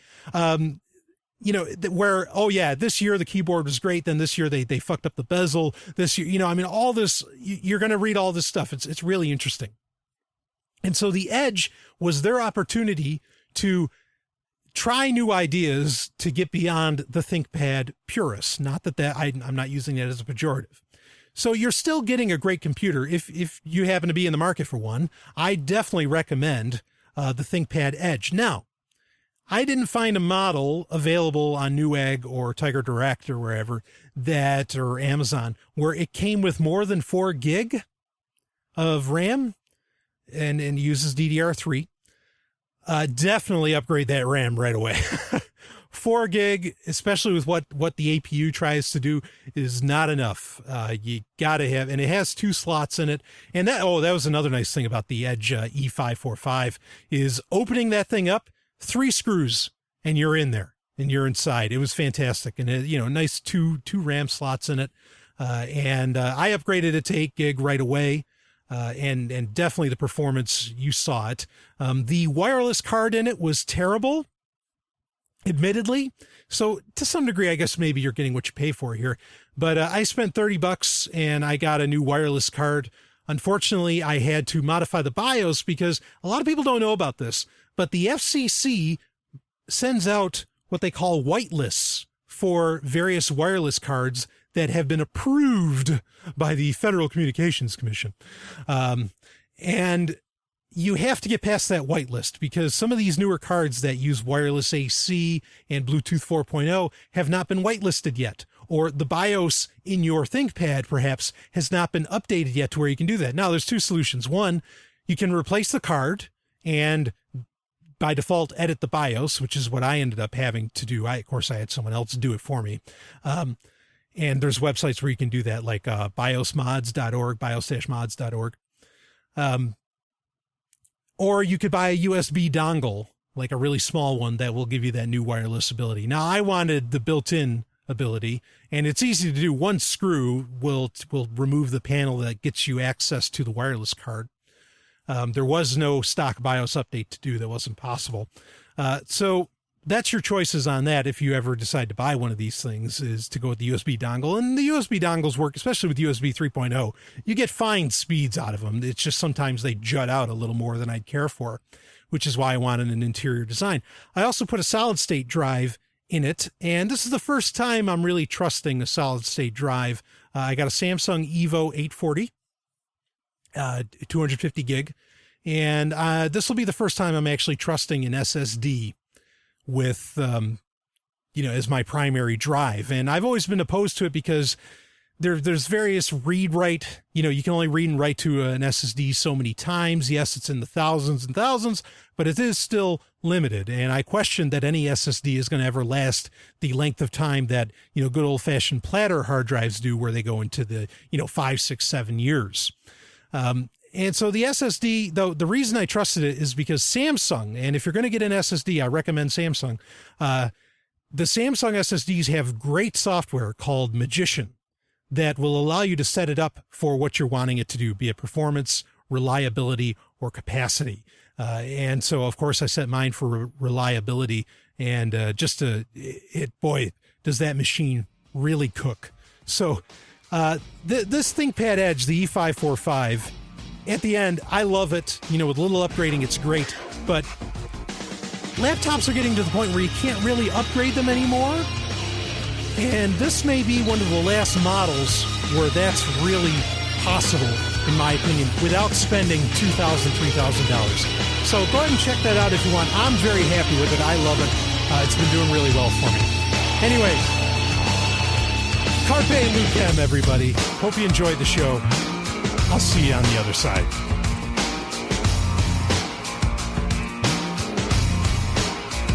You just experienced Sovryn Tech. Go to sovryntech.com, that's SOVRYN tech.com, and connect with us there. Find links from today's show and catch our podcast feed. Sovryn Tech is copy heart. Copying art is an act of love, and love is not subject to law. So please share the show however you like. Welcome to the evolution.